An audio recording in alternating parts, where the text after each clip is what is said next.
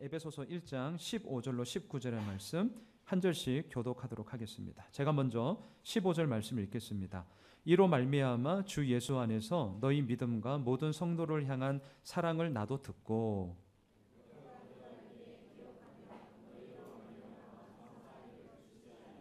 우리 주 예수 그리스도의 하나님 영광의 아버지께서 지혜와 계시의 영을 너희에게 주사 하나님을 알게 하시고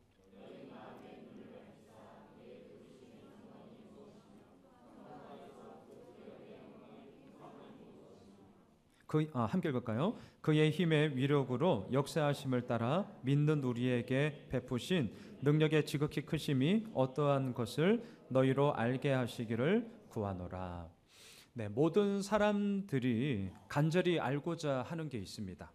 앞으로 내가 어떻게 될까라는 부분이죠. 예를 들면 이런 거 있잖아요. 우리 아이들이 자라서 어떻게 될까? 아니면 이 자리에도 사업하시는 분들도 있는데 내가 하고 있는 사업이 앞으로 어떻게 될까?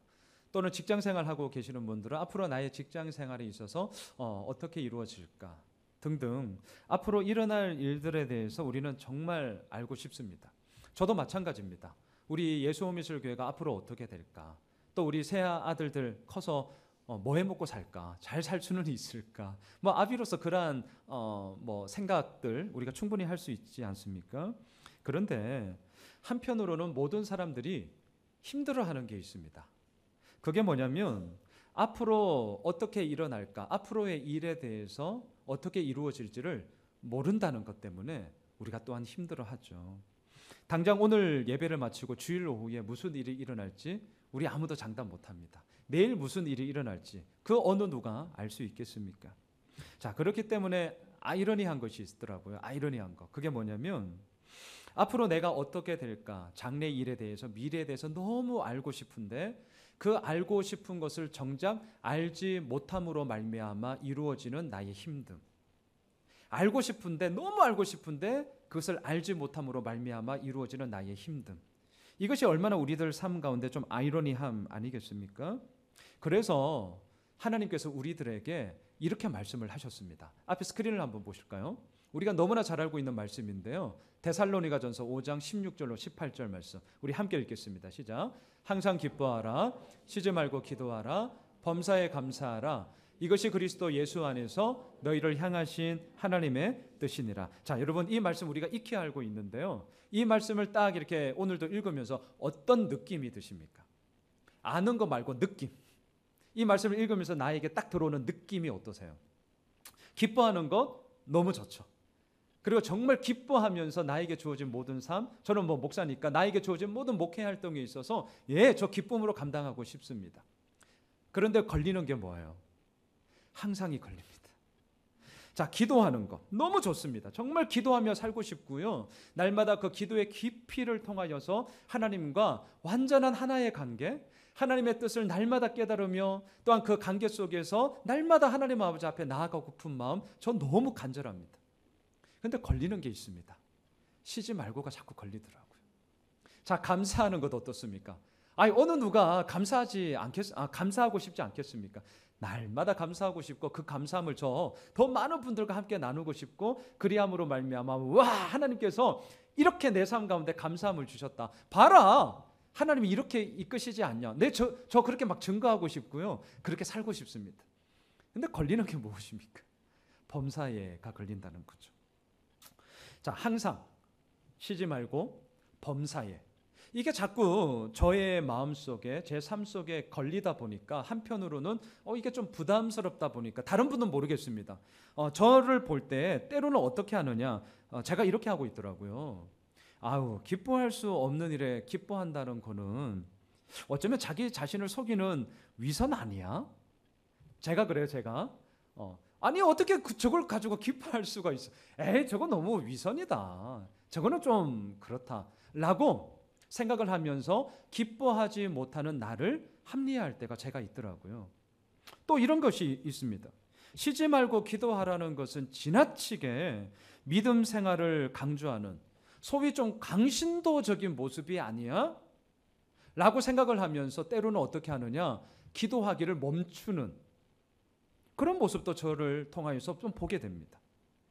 감사한 일이 생기면 감사할 수 있지만 어떻게 범사에 감사하라고 하냐? 그건 너무 지나친 신앙인들의 자기 합리화다라고 생각을 하면서 감사에 대한 부분들을 범사까지 확장하지 못하는 저의 연약함을 저는 보게 됩니다. 하나님은 이러한 우리들의 연약함을 너무나 잘 알고 계셨습니다. 그래서 우리가 방금 읽었지만 뭐라고 하십니까? 기뻐하라, 감사하라, 기도하라. 명령을 하고 계십니다. 권유하지 않습니다. 권면하지 않습니다. 권고하지 않습니다. 이렇게 하면 참 좋겠다. 야, 이렇게 좀 해주면 안 될까? 라는 권면이 아닙니다. 명령입니다. 명령은 yes or no 밖에 없는 것이죠. 하거나 안 하거나 둘 중에 하나가 명령 아니겠습니까? 자, 하나님은 왜 이런 명령을 우리에게 하십니까? 예수 그리스도 안에서 우리를 향한 하나님의 분명한 뜻이기 때문인 거죠. 우리가 늘 기도하지 않습니까? 하나님의 그 뜻을 정말 발견하고 싶다고 우리가 늘 기도하지만 데살로니가 전서에서 이미 그 하나님의 분명한 뜻을 밝히고 계십니다. 자, 여러분, 항상 기뻐할 수 있는 것, 범사에 감사할 수 있는 것. 하지만 이 본문을 계속 좀 묵상하면서 저는 이런 생각을 해보았습니다. 이것의 모든 출발점은 쉬지 말고 기도하는 거구나 라는 생각을 하게 되었습니다. 자, 저를 보세요. 지금 이 자리에 여러분들이 계시면서 우리가 있으면서 지금도 하고 계신 게 있어요. 이렇게 지금 열심히 우리가 숨을 쉬고 있습니다. 그래서 기도를 뭐라고 그럽니까? 호흡이라고 그러죠. 쉬지 말고 기도하라. 왜 쉬지 말고일까요? 결국 우리의 호흡이기 때문입니다. 이게 바로 우리의 기도고 이게 바로 우리들의 호흡이기 때문에. 자, 범사에 감사하라. 항상 기뻐하라. 항상 기뻐하라. 범사에 감사하라. 이 모든 것들은 살아있는 사람에게 명령하는 것이지 죽은 사람에게 명령해봤자 아무런 의미가 없습니다. 그러하기에 쉬지 말고 기도하라라는 말은 결국 살아있는 우리들에게 그리고 그 쉬지 말고 기도함으로 말미암아 범사에 감사함과 항상 기뻐함이 얼마나 우리들의 삶 가운데 큰 토대가 될 것이며 하나님과 나와의 관계 속에서 이루어지는 역동적인 그 하나님의 풍성함을 깨닫게 해주는 토대인가를 우리는 깨닫게 되는 것입니다. 자, 왜 제가 이 말씀으로 오늘 본문을 여냐면 오늘 우리가 읽었던 에베소서 말씀을 보니까 사도 바울이 기도하고 있더라고요. 에베소 교회 성도들을 위해서 기도하고 있는 사도 바울인데 두 가지로 제가 정리해서 보려고 합니다. 첫 번째는 기억과 감사입니다. 또한 두 번째는 알게 해달라는 사도 바울의 간절함이 나오고 있습니다. 자, 첫째로 기억과 감사인데요. 오늘 15절 16절을 우리 다시 한번 읽도록 하겠습니다. 함께 읽겠습니다. 이로 말미암아 주 예수 안에서 너희 믿음과 모든 성도를 향한 사랑을 나도 듣고 내가 기도할 때에 기억하며 너희로 말미암아 감사하기를 그치지 아니하고. 자, 15절에 보시면 이로 말미암아 이렇게 시작합니다. 여기서 말하는 이로 말미암아는 뭐죠? 우리가 지난 3주에 걸쳐서 살펴보았던 하늘의 신령한 복을 이야기합니다. 하나님의 택하심, 예수님의 제사함, 성령님의 인치심. 이것이 우리들의 신앙의 출발이 되었고 또한 사도 바울이 지금 기도하고 있는 출발이 되고 있습니다. 이 땅에서는 결코 얻을 수 없습니다. 이 땅에서는 결코 맛볼 수 없습니다. 정말 그러하기에 하늘에서 주시는 하나님의 신령한 복으로서 우리들 삶 가운데 놀라운 하나님의 은혜가 된 것이죠. 이 하늘에서 주시는 복이 에베소 교회 성도들에게 주어졌는데 이것이 에베소 교인들에게는 두 가지의 모습으로 오늘 본문에 나타나고 있습니다. 하나는 믿음이고요, 하나는 사랑이었습니다. 자, 15절 중반을 다시 한번 보십시오. 너희 믿음과 모든 성도를 향한 사랑을 나도 들었다라고 얘기하고 있습니다.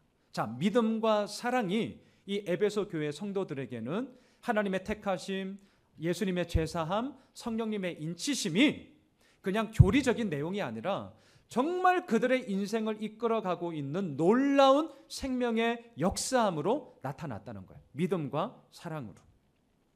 자, 이 하늘의 신령한 복이 에베소 교회 성도들을 이끌어갈므로 말미암아 믿음의 든든한 기초가 만들어지면서 믿음이 성장하기 시작했습니다. 또한 그 믿음은 모든 성도들을 향한 사랑의 베풀므로 나타난 것이죠. 우리는 에베소 지역의 영적인 황폐함, 영적인 피폐함이 얼마나 심각했는지를 제가 에베소서 강의 시작을 하면서 터키 제가 비전 트립 갔을 때 찍었던 사진들 좀 보여드리면서 말씀드렸던 것 생각나는지 모르겠습니다. 세상적인 기준으로는 당시 최대의 도시였고요. 교통의 중심지였습니다. 사도 바울 당시 살아갔을 때 에베소에 거주했던 인구는 25만 명이었습니다. 참고로 지금 호메실 인구가 7만 5천 명입니다. 이 호메실보다 3배 큰 도시였습니다. 철학과 문화와 또한 예술이 아주 번창하던 도시였고요. 2만 4천 명을 수용할 수 있을 만큼 대연극장이 있는 경제적으로 아주 풍요로운 도시였습니다. 한편 믿음의 기준으로 볼 때는 완전히 반대였습니다. 아데미 우상을 섬기는 신전이 있었습니다.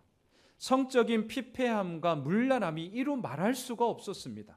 등 따시고 배 부르니까 인간의 아주 기본적인 욕망과 탐욕의 이야기가 얽히고 설켜서 너무나도 문란한 도시가 에베소였습니다. 더군다나 사도행전 19장에 이 말씀이 나오는데 아데미 우상을 만들어서 팔았던 데메드리오라는 사람이 아주 큰 돈을 벌었습니다. 그런데 사도 바울이 예수 그리스도의 복음을 전하기 시작하면서 사람들이 깨어지기 시작하는 거죠. 우상이 아니라 하나님을 섬기기 시작합니다. 그러니 어떻습니까? 자신의 돈줄이 끊기기 시작한 거죠. 경제적인 문제가 어려움에 딱 직면하자 데메드리오가 자신 휘하에 있던 여러 장사꾼들과 함께 폭동을 일으켜서 사도 바울과 그의 추종자들을 쫓아낼 만큼 에베소는 영적으로 완전히 피폐하던 도시였습니다. 자, 이것을 생각하시면서 오늘 본문을 들여다보시면 에베소에 있는 이 교회 성도들이 지금 어떻게 합니까? 믿음을 잃어버린 것이 아니라 오히려 믿음의 성장이 이루어졌다는 거죠.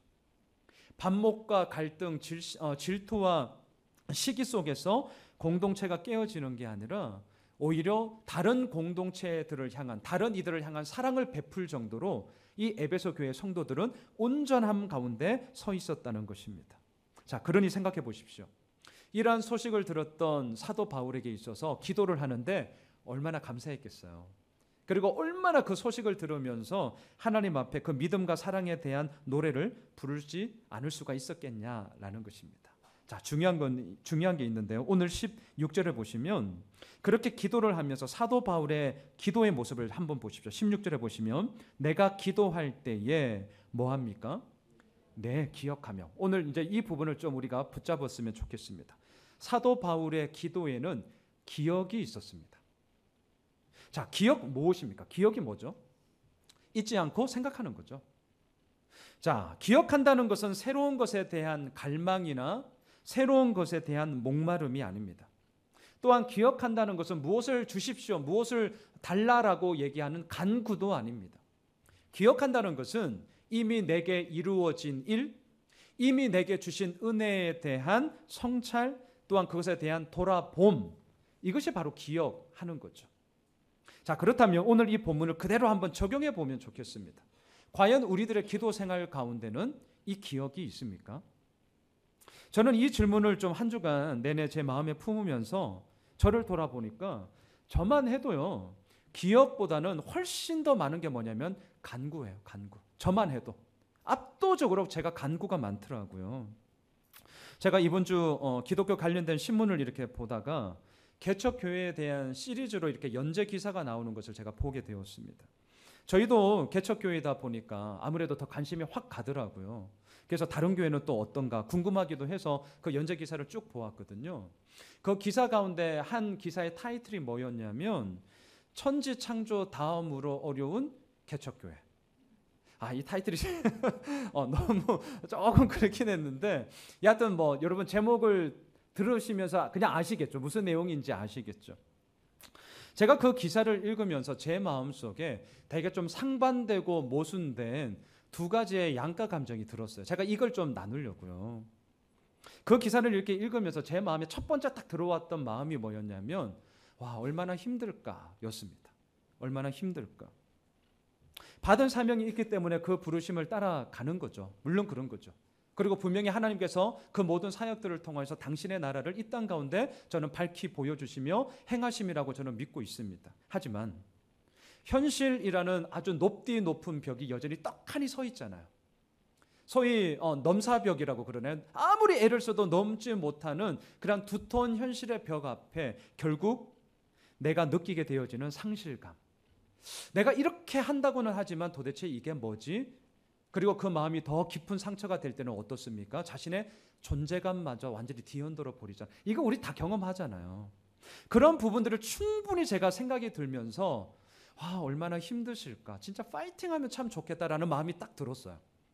그런데 두 번째, 제 마음속에 들어왔던 감정은 정말 참 죄송한 표현입니다. 너무 죄송하지만 다행이다였어요. 다행이다.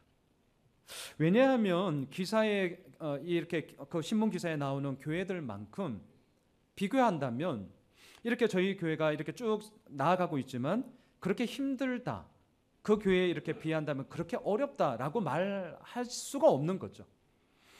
다른 분들의 아픔, 그러한 한숨에 충분히 동의가 되고 저희 역시 이제 갓 시작하는 교회인지라 소위 동병상련이 느껴지면서 저의 마음속에 얼마나 힘들까, 진짜 이 마음이 딱 들어왔어요. 그런데 아주 그 한편에서 아주 묘하게, 이게 인간이에요. 아주 묘하게, 그래도 우리 교회는 그래도 이렇게 가니까 좀 다행이다 라는 이 마음이 들면서 사실은 제 마음이 좀 안 좋았습니다. 그래서 제가 이번 한 주간 새벽 기도하면서 주님, 여전히 저희 이렇게 좀 모순된 마음, 제가 뭐 그렇다 해서 뭐 그렇게 거룩한 사람도 아니고요, 뭐 이렇게 막 깨끗한 사람도 아니고 그런 부분 말고 그냥 제 마음을 들여다 본 거예요.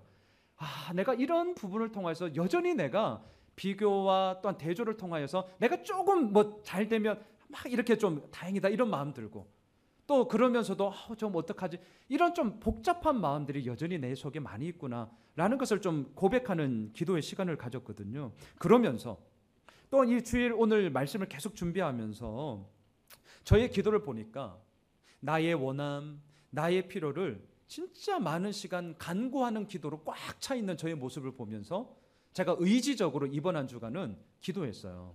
오늘 본문도 또 그 얘기를 하길래 기억하는 기도, 기억하는 기도. 그러니까 간구 말고 이미 나에게 허락하여 주신 은혜, 정말 아버지께서 이끌어 가시는 것이 내 삶 가운데 어떻게 이루어졌는지를 기억하려고 정말 제가 아둥바둥 좀 애를 썼던 한 주간이기도 했습니다. 사도 바울은 오늘 본문에서 기억하고 있습니다. 뭘 기억합니까? 에베소 교회 성도들의 믿음의 성장의 소식을 기억했습니다. 오늘 사도 바울은 기도하면서 기억하고 있습니다. 뭘 기억했습니까? 에베소 교회 성도들이 그들이 가지고 있던 모든 사랑들을 베풀었다라는 소식을 기억하면서 그들을 위해 기도하고 있습니다. 사랑하는 성도 여러분, 우리 이 부분을 놓치지 마십시다. 우리 역시 기도할 때에 기억하셔야 합니다. 기도하는 중에 내 심령 가운데 깊숙이 이렇게 뿌리 내리는 말씀, 아니면 이런 것 있지 않습니까? 갑자기 딱 섬광처럼 떠오르면서 이렇게 반짝거리는 그 말씀, 그거 붙잡고 그거 기억하면서 우리들의 모든 삶을 걸어 나아가셔야 합니다. 그것이 우리의 신앙이기 때문입니다. 또한 기도하는 중에 이미 내 삶 가운데 베풀어 주신 하나님의 은혜를 우리 잊지 말고 기억하십시다. 그 기억함을 통하여서 오늘 내 삶 가운데 이루어지는 오늘이라는 현실 속에 선포하는 거죠. 그 하나님의 약속이 그 무엇과도 비교할 수 없는 참된 능력이 되기 때문에 내 오늘의 현실 속에 선포함으로 말미암아 걸어 나아가는 것, 그것이 바로 신앙이기 때문인 것입니다. 자, 또한 오늘 사도 바울의 기도를 들여다보면 그치지 않는 감사가 있었습니다. 그치지 않는 감사. 지금 사도 바울이 처해 있는 형편을 보면 이 감사라는 말은 되게 넌센스예요. 그냥 인간적인 기준으로 보면 지금 이 에베소서를 쓰고 있는 사도 바울은 어디에 있습니까? 로마 감옥에 갇혀 있습니다. 그러면 남들이 이렇게 얘기할 수 있지 않을까요? 야, 네 앞가름이나 잘하세요. 지금 누가 누구를 향해서 뭐 감사하다, 야, 너희들 잘하고 있다, 이게 너무 어줍지 않냐라고 비아냥 그릴 수 있는 아주 충분한 그런 상황 가운데 있습니다. 그런데 사도 바울의 기도에는 오늘 그치지 않는 감사가 있더라는 것이죠. 물론 어떤 분들은 이렇게 저에게 말할지도 모르겠습니다. 목사님, 오늘 본문 15절에 보니까 에베소 교인들의 믿음의 소식을 듣고 또 모든 성도들을 향한 사랑을 베풀었다는 소식을 들으니까 16절에서 사도 바울이 감사하기를 그치지 않을 수 있냐. 자, 이 말을 빨리 말하면 뭐죠? 그렇게 감사할 수 있는 조건이 있으니까 감사할 수 있는 것 아니냐? 그거 누가 못하냐? 이렇게 이의를 제기할 수 있습니다. 네, 그럴 수 있습니다. 충분히 저도 그렇다고 생각은 합니다. 하지만 제가 이 부분을 계속 묵상을 하면서 저 스스로에게 한번 던져보았습니다. 정말 그럴까? 어떠셔요? 자, 한두 번의 감사, 다시 말하면 어떤 조건이 이루어지면 우리는 감사한데 그 감사가 그치지 않는 감사로 이루어지더냐라는 것입니다. 정말 그럴까요? 내일 저희들이 교역자 수련회를 합니다. 상반기를 돌아보고 하반기를 계획하려고 하는데, 제가 수련회를 준비하면서 우리 교회가 작년 9월 3일 첫 예배를 시작으로 지난 6월까지 주일 출석을 한번 쫙 살펴봤어요. 주일 출석을. 저희가 개척 준비 모임을 할 때 함께 했던 분들이 우리 청년, 장년 39명, 우리 자녀들 21명, 이렇게 60명이 시작을 했습니다. 그리고 9월 3일 첫 예배를 시작하면서 정말 하나님께서 은혜를 부어주셔서 새로운 가족들을 계속 이렇게 보내주셨습니다. 조금씩 인원이 늘어나고 있습니다. 그런데도 올해 3월 첫 주까지 이렇게 오늘도 주일 2부 예배를 지금 드리고 있는데 주일 출석, 실출석 예배 인원이 3월 첫 주까지 100명을 넘지를 못했거든요. 100명을. 오늘도 그렇지만 등록한 모든 분들이 100% 출석하면 얼마나 감사하겠나이까. 근데 그렇게 안 되더라고요. 오늘도 마찬가지거든요. 뭐 출근하시는 분도 있고 몸이 아파서 빠지시는 분도 있고 뭐 가족의 대소사가 있기도 하고 아니면 우리 박바다 형제님처럼 또 저기 호주, 뉴질랜드인가? 뉴질랜드. 이렇게 또 7월 말에 오시는데 또 이렇게 일 때문에 가시는 분도 있고 아니면 이제 놀러 가기도 하고 뭐 이런 등등의 이유로 다 이렇게 모일 수가 없는 거죠. 그러니까 이제 교회라는 게 보시면 막 돌고 돌아요. 계속 인원이 돌고 돌아요. 그게 교회라는 걸 저도 알고는 있지만 그래서 제가 늘 새벽마다 기도했던 게 뭐냐면 주님, 제가 되게 세속적인 목사라서 주님 100명 돌파. 주님 아시죠? 제가 새벽마다는 아주 노골적으로 제가 기도하거든요. 공적인 자리에서는 되게 나이스한 척하지만 제가 주님 이렇게 새로운 가족들 오고 너무 감사한데 주일 예배 인원이 주님 좀 100명 돌파. 이게 이렇게 어려운가요? 저 진짜 그렇게 기도했거든요.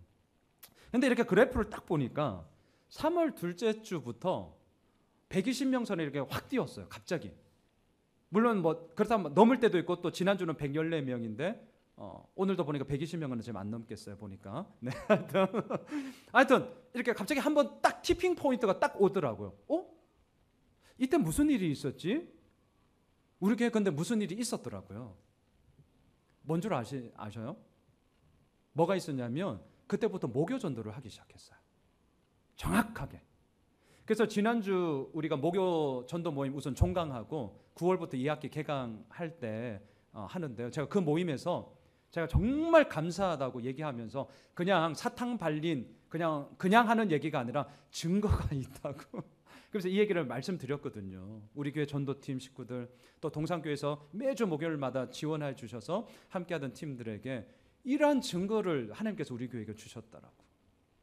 너무 감사함의 고백을 드렸는데요. 자, 제가 얘기하고픈 거는 불과 3개월 전만 해도 제가 요 앞에서 주님 100명 돌파, 주님 100명 진짜 간절히가 뭔 줄 아시죠? 간이 저리게 이렇게 막 이렇게 기도를 했어요. 근데 3개월 전에만 그렇게 기도하다가 이제 훌쩍 넘었잖아요. 야, 인간이 얼마나 얄팍한지요.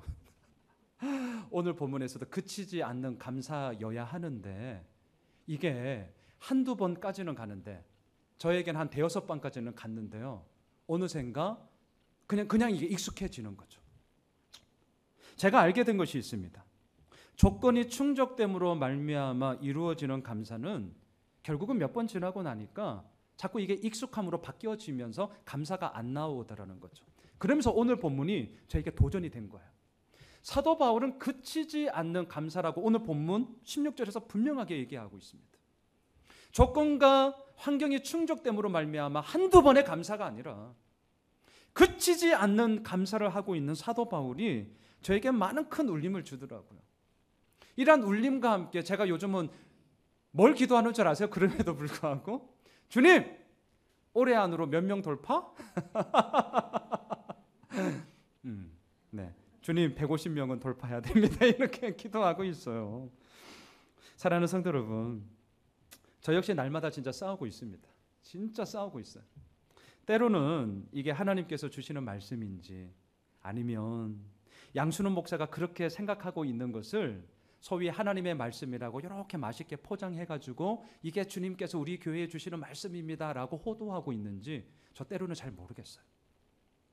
때로는 이게 하나님께서 주시는 비전인지 아니면 저의 야망인지 이게 분별하기가 너무 어렵습니다. 교회를 개척하고 분명한 것은 저희 교회가 더 성장했으면 좋겠습니다. 더 많은 분들과 함께 하나님의 나라와 복음과 교회를 위해서 함께 달려가고 싶고, 저희들에게 허락하여 주신 한 더 선교 많이 하고 싶고, 우리가 지난달부터 두 교회 매달 소정의 금액이지만 우리가 계속 이제 매달 지원하고 있거든요. 더 많은 교회 저희들 섬기고 싶고요. 저 그렇게 하고 싶습니다. 하지만 그러할수록 이게 나의 인간적인 탐욕과 욕망과 또 그런 거 있지 않습니까? 봤지, 우리 교회가 이런 교회야. 이게 한순간에 들어온다는 것을 전 너무 잘 알고 있기 때문에, 제가 그 정도로 연약한 목사라는 걸 알기 때문에 늘 정말 기도하지 않을 수가 없습니다. 여러분, 한두 번의 감사는 조건이 충족될 때 누구나 다 할 수 있습니다. 하지만 그치지 않는 감사는 조건과 환경의 충족이 아니라 결국은 조건과 환경을 뛰어넘는 오직 하나님만을 의지하는 신뢰에서 나오는 믿음의 고백이구나 라는 것을 알게 됩니다. 바라기는 오늘 본문을 통하여서 우리의 기도 생활에 기억과 감사가 있기를 소망합니다. 그리함으로 말미암아 하늘의 신령한 복의 이야기가 우리들 삶 가운데 어떻게 실질적으로 증거되어지고 또한 그 능력이 펼쳐져 나아가는지를 증거하게 되는 그런 우리 모두가 되시길 주님의 이름으로 축복합니다. 두 번째, 알게 해달라는 간절함이, 이 사도 바울의 간절함이 오늘 본문에 나오고 있습니다. 자, 지금 사도 바울은 기도할 때 기억하였고 그치지 않는 감사가 있었습니다. 그러면서 오늘 본문 보시면 연이어 기도하는 내용에서 새로운 것에 대한 간구가 나오지 않습니다. 이미 나에게 주신 은혜에 대한 알아감을 원하고 있고요. 무엇보다도 하나님을 알게 해 주십시오라는 그 간절함이 나오고 있습니다. 자, 먼저 17절을 한번 같이 읽겠습니다. 오늘 보면 17절입니다. 함께 읽겠습니다. 우리 주 예수 그리스도의 하나님 영광의 아버지께서 지혜와 계시의 영을 너희에게 주사 하나님을 알게 하시고, 하나님을 알아간다는 것, 이것이 우리의 신앙 성장에 있어서 가장 근본적인 척도인 거죠. 하나님을 알아가는 것. 우리가 기도하는 이유가 무엇입니까? 나의 필요를 채우기 위한 간구, 물론 그럴 수 있습니다. 아니면 발생한 문제에 대해서 도움을 요청하는 그러한 요청, 그럴 수도 있습니다.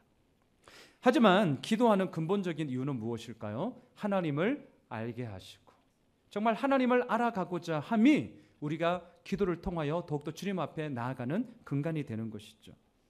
어거스틴이 고백록을 보니까 이렇게 얘기했더라고요. 제가 오늘 주보 나눔지에도 썼습니다만, 인간이란 너나 할 것 없이 행복을 추구하며 행복을 가져다 준다고 생각하는 것을 믿고 집착한다는 거예요. 그래서 무엇을 사랑하느냐가 결국 그 사람의 됨됨이를 말해준다. 이 말을 한번 잘 생각해 보십시오. 우리가 그럴싸하게 많은 말 할 수 있습니다. 저 그럴싸하게 포장해서요, 많은 말 할 수 있습니다. 하지만 결국은 뭡니까? 내가 사랑하는 것이 무엇인지 그걸 들여다보면 그 사람의 생각, 마음, 그 사람의 됨됨이, 그 사람의 추구하는 방향이 뭔지를 알게 된다는 것이죠. 그래서 우상이 무엇입니까? 이렇게 주일 2부 예배에 나올 만큼 우리의 믿음을 가지고 있는 분들이라면 무당이 써주는 부적, 불상, 이런 차원이 우리에게는 아니에요. 우리에게 있어서 우상은 뭐냐? 내가 좋아하는 것, 내가 사랑하는 것을 절대화시킴으로 말미암아 하나님이 없어도 그것만 있으면 되는 바로 그 무엇이 우리에게 우상인 것이죠. 어거스틴이 그 얘기를 하더라고요. 무엇을 사랑하느냐가 결국 그 사람의 됨됨이를 말해준다. 저는 이 말에 100% 동의합니다. 그러면서 오늘 본문을 자꾸 생각을 하면서 이 어거스틴의 말을 이렇게 제가 한번 바꾸어 보았습니다. 무엇을 기도하느냐가 결국 그 사람의 신앙을 말해준다. 무엇을 기도하느냐가 우리의 신앙을 말해줍니다. 그러니까 이 생각을 하니까 저의 기도가 여전히 부끄럽더라고요. 나의 간구, 나의 필요가 많은 것을 알매도 불구하고 기억하는 게 너무 희박하고, 그치지 않는 감사는 온데간데 없고, 여전히 간구로만 꽉 채워져 있는 나의 그런 기도함이 과연 내 신앙이 뭐지? 라는 생각을 한번 해보게 되었습니다. 자, 지금 사도 바울은 에베소 교회 성도들을 기도하면서 하나님을 알게 해달라고 기도하고 있습니다. 이들이 하나님을 몰랐기 때문 아닙니다. 이들이 하나님을 믿지 않아서가 아닙니다. 에베소 교인들은 힘겨운 가운데서도 믿음이 성장하였고 어려운 가운데서도 자신에게 주신 그 사랑을 다른 성도들과 함께 나누고 있었습니다. 그래서 잘 들어주세요. 그렇기 때문에 사도 바울은 뭐라고 기도하냐면 하나님을 알게 해달라고 기도하고 있습니다. 자, 지금 저의 뉘앙스가 조금 느껴지세요? 이 행간을 좀 한번 잘 읽어봐 주시면 좋겠어요. 다시요. 힘들고 어려운 가운데서도 믿음과 사랑을 가지고 있었는데 그렇기 때문에 하나님을 알게 해달라고 기도했다는 거예요. 자, 앞에 스크린을 한번 봐주시죠. 지난 목요일 우리가 큐티했던 말씀인데요. 사무엘하 3장 1절 말씀 우리 같이 읽어볼까요? 시작. 사울의 집과 다윗의 집 사이에 전쟁이 오래매 다윗은 점점 강하여 가고 사울의 집은 점점 약하여 가니라. 자, 우리가 이런 구절들을 보면 딱 눈에 들어오는 것은 뭐예요? 점점 강하여 가고 그렇게 되기를 주님의 이름으로 축복합니다. 예, 저 정말 그랬으면 좋겠어요. 점점 강하여 가고 어차피 한번 살다가 주님 앞에 설 인생인데 점점 약하여지는 것보다는 점점 강하여 가고 네, 그걸 원합니다. 그런데 문제는 뭡니까? 점점 강해지는 다윗 여기까지는 좋습니다. 하지만 그 이후에 나타나는 다윗의 삶을 보면 그동안 감추어져 있었던 그의 약점, 그의 연약함이 힘이 딱 생기니까요. 높은 자리에 딱 올라가니까 야, 이게 이제 나타나기 시작하는데 어떻게 나타났는가? 다시 한번 스크린을 보세요. 사무엘하 3장 2절로부터 5절까지 말씀인데요. 다윗과 6명의 아내, 6명의 아들의 이야기가 나옵니다. 물론 당시 왕권을 확립하기 위해서 정략 결혼을 했다라는 것을 우리가 이해는 하지만 그럼에도 불구하고 이렇게 낳은 아들들이 나중에 어떻게 합니까? 왕자를 차지해서 서로 죽이고 압살롬 같은 경우에는 쿠데타를 일으키고 그런 갈등의 씨앗이 됐다는 거죠. 우리 같이 한번 읽어볼까요? 시작. 다윗이 헤브론에서 아들들을 낳았을 때 맏아들은 암논이라 이스라엘 여인 아히노암의 소생이요 둘째는 길르압이라 갈멜 사람 나발의 아내였던 아비가일의 소생이요 셋째는 압살롬이라 그술왕 달메의 딸 마아가의 아들이요 넷째는 아도니아라 학기스의 아들이요 다섯째는 스바데아라 아비달의 아들이요 여섯째는 이드라함이라 다윗의 아내 에글라의 소생이니 이들은 다윗이 헤브론에서 낳은 자들이더라. 자, 사무엘하 3장까지는 지금 반쪽짜리 왕 남유다만을 7년 6개월 다스렸지 않습니까? 그때 낳았던 아들이 이제 6명. 그리고 이제 이번 주 사무엘하 5장부터 다시금 시작하는데 보니까 통일 이스라엘이 되고 나서 아들을 몇 명 더 낳느냐? 11명 더 낳아요. 11명. 자, 보세요. 제가 하고픈 말은 이거예요. 여러분 힘들 때는 몰라요. 힘들 때는 모릅니다. 어려우면 당장은 살고 봐야 하기 때문에 한눈 팔 여지가 없습니다. 자, 이스라엘 백성들을 한번 생각해 보십시오. 출애굽에서의 광야 생활, 물론 불평과 불만이 있었죠. 근데 뭐 때문에 불평하고 뭐 때문에 불만했습니까? 마실 물 없어서, 예전에 먹던 고기 못 먹어서. 이거를 거꾸로 뒤집어서 한번 해석해 보십시오. 마실 물 주면 어떻다는 거예요? 먹을 고기 주면 오케이. 광야 생활은 아주 심플하죠. 근데 아이러니한 것은 무엇입니까? 정말 복잡한 문제가 일어났던 곳은 어디입니까? 하나님이 약속하셨던 땅, 젖과 꿀이 흐르는 땅, 하나님의 다스림이 이루어진 그 땅, 가나안 땅에 들어가자마자 얼마나 복잡한 이야기가 발생한 건지 우리는 알고 있습니다. 지금 다윗도 마찬가지죠. 힘들 때는 몰랐습니다. 점점 하지만 더 강해지는 것까지는 좋은데 강해지자 그동안 감추어져 있었던 다윗의 연약함과 다윗의 약점들이 고스란히 나타나기 시작하더라는 거죠. 이러한 약점이 이전에는 없었습니까? 아니요, 있었습니다. 하지만 그때는 도망 다니다 보니까 한눈 팔 사이가 없었기 때문에 이게 드러나지 않았던 것이지 힘이 생기고 높은 자리에 딱 올라가니까 여지없이 그 약점이 이제 고스란히 나타나기 시작하더라는 거죠. 자, 제가 왜 이 얘기를 하느냐? 오늘 본문이 바로 그런 부분입니다. 지금 에베소 교회 성도들은요, 어려운 가운데서도 믿음의 성장을 이루고 있다니까요. 영적인 무능함과 영적인 피폐함 속에서도 이 에베소 교회 성도들은 다른 성도들을 향한 사랑들을 지금 베풀며 나아가고 있습니다. 진짜 대단한 일입니다. 칭찬과 인정을 받기에 부족함이 없습니다. 분명 다른 사람들에게 귀감이 되는 행동 맞습니다. 하지만 이게 끝이 아니라는 거죠. 이 정도면 됐다. 내가 이 정도까지 했으면 됐다. 이게 아니라 오히려 이건 시작이어야 했고, 그렇기 때문에 사도 바울은 지금 연이어서 뭘 기도하느냐? 그렇게 잘하고 있는 에베소 교회 성도들이 그 자리에 안주하는 것이 아니라 주님, 하나님을 더욱더 알아가기를 소망합니다 라고 주님 앞에 간구하며 이 에베소 교회 성도들을 위하여서 중보하고 있다는 것입니다. 사랑하는 성도 여러분, 우리 역시 마찬가지입니다. 하나님을 알게 해 주십시오라는 이 기도는 우리가 평생 붙잡고 가야 할 기도임에 분명합니다. 그래서 앞서 제가 오늘 찬송가 453장을 선곡했습니다. 성령이 스승되셔서 진리를 가르치시고 거룩한 뜻을 깨달아 예수를 알게 하소서. 우리 후렴은 같이 한번 찬양할까요? 내 평생의 소원. 시작. 내 평생의 소원, 내 평생의 소원, 대속해 주신 사랑을 간절히 다시 한번 고백할까요? 내 평생의 소원, 내 평생의 소원, 내 평생의 소원, 대속해 주신 사랑을 간절히 알기 원하네. 그렇습니다. 정말 이것이 우리들의 평생의 마음에 품고 나가야 할 기도의 제목인 것이죠. 정말 이러한 모든 고백들이 하나님을 더욱더 알기를 원합니다라는 고백이 우리의 기도 가운데 계속해서 뿌리 박아 내려져 가기를 주님의 이름으로 축원합니다. 또한 사도 바울은 오늘 에베소 교인들을 위해서 기도하면서 하나님께서 이미 우리에게 주신 복의 풍성함이 무엇인지를 알게 해달라고 기도하고 있는데요. 마지막 18절 19절을 읽겠습니다. 18절과 19절입니다. 시작.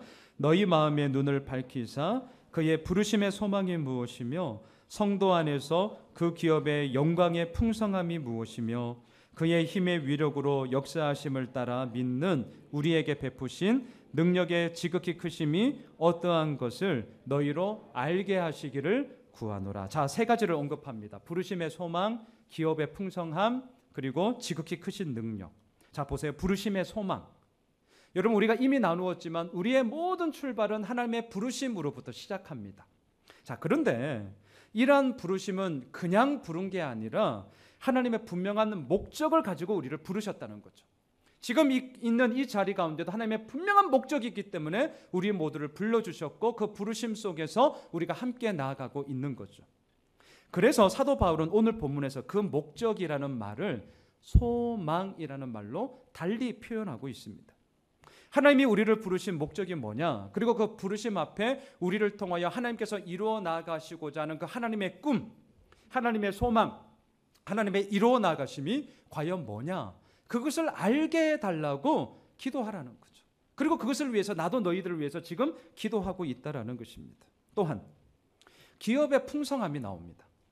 자, 부르심의 소망이 우리들의 출발이요 첫 스타트 라인이라고 한다면 저는 기업의 풍성함이라는 것은 우리의 종착지, 우리의 도착 지점이라고 저는 생각을 합니다. 왜냐하면 성경에서 말하는 기업이라는 뜻은 하나님께서 우리에게 베풀어 주시는 모든 복을 의미하고 있거든요.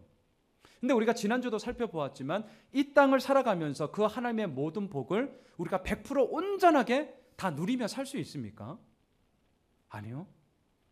이 땅을 살아가는 한 우리들의 시간, 우리들의 공간, 우리들의 제한과 한계로 인하여서 100% 모든 은혜를 우리들에게 부어주시는데 그 부음받은 내가 연약하기 때문에 내가 제한 가운데 살아가고 있기 때문에 온전히 우리는 누리지 못합니다.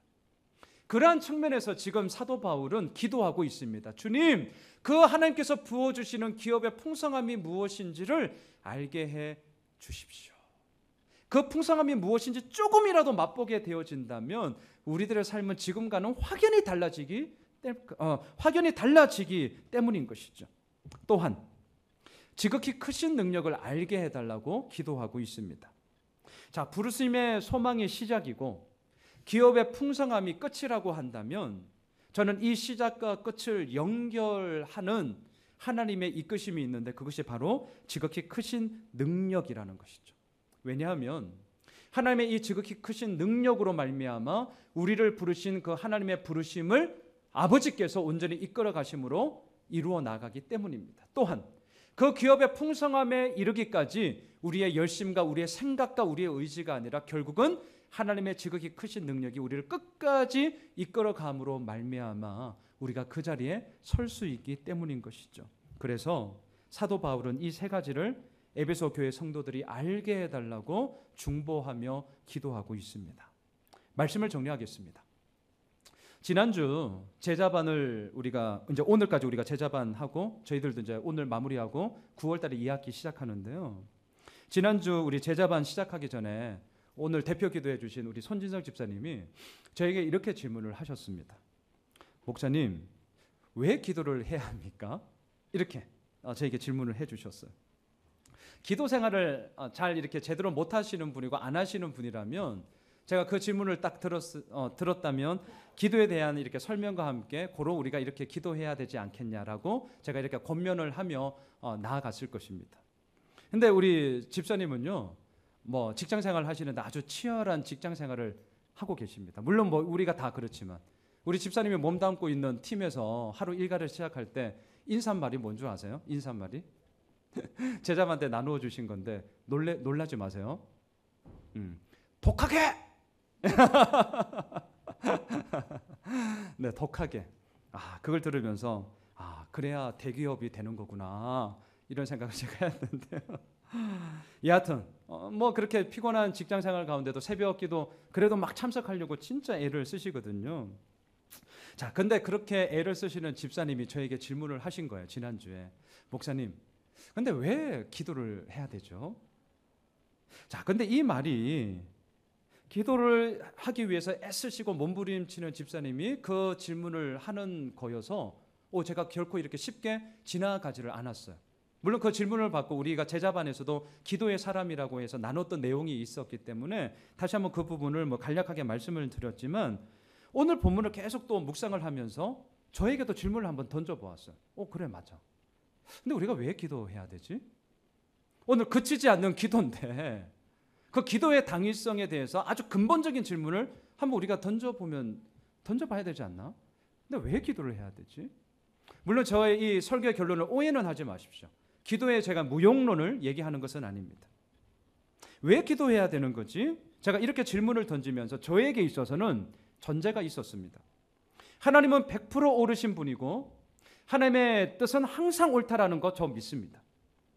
또한 하나님께서 우리가 구하기 전에 있어야 할 것을 아시는 분이다라고 말씀하셨고 그 말씀에 대해서 저는 100% 믿습니다. 이러한 전제 가운데서 제가 생각을 하다 보니까 저의 마음속에 그렇다면 이제는 기도가 아니라 그 말씀 붙잡고 내 삶 가운데 순종해야 되는 것이 내가 더욱더 힘써야 되는 것 아니냐라는 생각과 함께 저에게 있어서는 기도를 왜 해야 되지? 라는 질문을 제가 던지게 된 거거든요. 여러분들은 어떻게 생각하십니까? 이 질문에 대해서 제가 예전에 그냥 이렇게 덮어두었던 칼빈의 기독교 강요를 한번 펼쳐보았는데 칼빈이 이런 얘기를 하더라고요. 기도하지 않고 선한 것들을 받으면 내심 스스로 똑똑하거나 열심히 일해서 얻은 열매로 생각하기 때문에 우리는 기도해야 된다. 뭐 어려운 얘기 안 하시더라고요. 그러면서 우리가 제자반 때 함께 나누었던 말씀으로 오늘 이 설교를 좀 마무리하고자 합니다. 앞에 스크린을 한번 보시죠. 에스겔서 36장 37절 38절인데요. 먼저 이 본문의 문맥을 제가 좀 말씀을 드리겠습니다. 하나님께서 더럽혀진 이스라엘을 정결케 하고요. 무너진 성읍을 회복시키고요. 황폐한 땅을 무려 에덴 동산같이 치유하고 회복시켜 주시겠다라고 약속하는 본문입니다. 여러분, 하나님의 약속은 그 무엇과도 비교할 수 없는 참된 현실이 되는 줄 믿습니다. 그 약속을 하시면서 하나님께서 뭐라고 이스라엘 백성들에게 요구하시냐면 이렇게 요구하세요. 자, 37절 38절 읽습니다. 시작. 주 여호와께서 이같이 말씀하셨느니라. 그래도 이스라엘 족속이 이같이 자기들에게 이루어 주기를 내게 구하여야 할지라. 내가 그들의 수요를 양떼같이 많아지게 하되 제사 드릴 양 때 곧 예루살렘이 정한 절기의 양무리 같이 황폐한 성읍을 사람의 때로 채우리라. 그리한즉 그들이 나를 여호와인 줄 알리라 하셨느니라. 우리가 왜 기도해야 되죠? 저 어려운 얘기 하고 싶지 않습니다. 그래도 너희들이 기도하기를 원한다. 하나님은 오늘도 우리들에게 말씀하시기 때문입니다. 하나님의 약속은 반드시 이루어집니다. 그리고 하나님은 우리가 있어야 할 것을 미리 아시는 분임에 믿습니다. 그럼에도 불구하고 우리가 왜 기도해야 됩니까? 오늘 에베소 교회 성도들을 위하여서 그치지 않는 기도를 사도 바울이 하고 있습니다. 기억하고 있습니다. 왜 그렇게 해야 됩니까? 그래도 너희들이 나에게 구하기를 나는 원한다라고 말씀하고 있죠. 그리고 마지막 38절 기억하십니까? 그리한즉 그들이 나를 여호와인 줄 알리라. 사랑하는 성도 여러분, 사도 바울은 지금 기도하고 있습니다. 한두 번이 아닙니다. 쉬지 않고 기도하고 있습니다. 바라기는 우리에게 오늘이라는 귀한 시간을 하나님께서 허락하여 주셨고, 또한 이 예배를 통하여 다시 한번 이 기도함으로 우리 모두가 함께 나아가게 하십니다. 바라기는 이번 한 주간 그치지 않는 기도가 우리의 삶 가운데 적용되어짐으로 말미암아 부르심의 소망, 기업의 풍성함, 그리고 지극히 크신 능력을 통하여 우리에게 이루어 나가시는 그 하나님의 하나님 되심을 경험하기를 소망합니다. 또한 그 곳 속에서 아버지의 영광을 함께 노래하게 되어지는 저희들 모두가 되시길 주님의 이름으로 축원합니다.